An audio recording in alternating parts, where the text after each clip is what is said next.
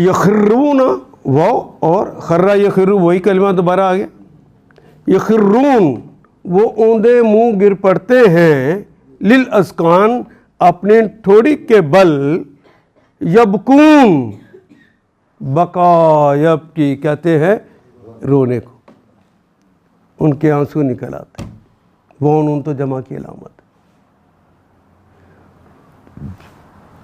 उन अहले ईमान, उन अहले इल्म जिनका वो यहूद में से हो या निसारा में से हो,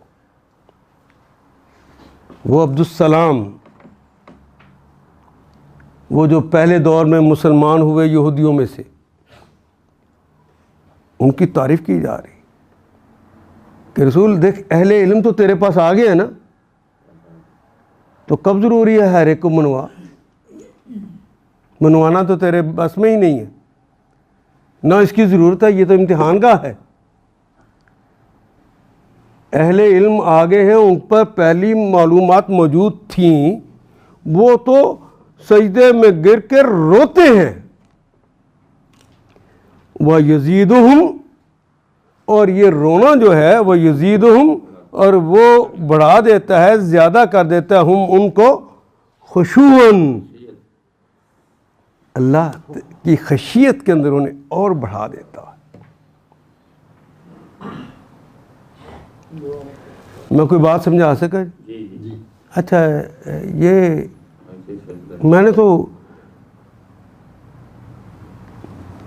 यहूदो नसारा की बातें की हैं, यहाँ पे अल्लाह ने उन्हीं की बातें की हैं ना। क्या मेरी और आपकी हालत भी वाकई ऐसी हो जाती है कुरान पढ़ते हुए? ये एक सवाल है।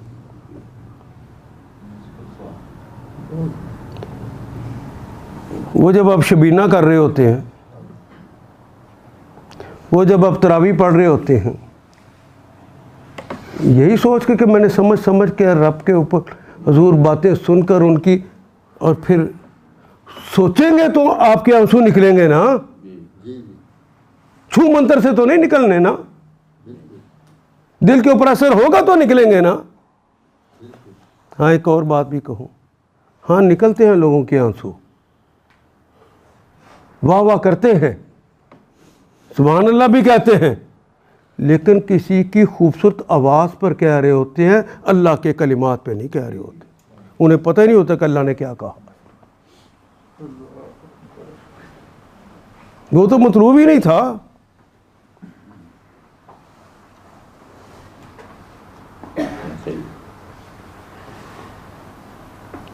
तुम्हारी जिंदगियों को बदलने के लिए तो ये कलाम उतरा था। अल्लाह के सच्चे वादे देखकर तुम्हारे अंदर खशियत इलाही बढ़ना थी, वो तो कोई नहीं।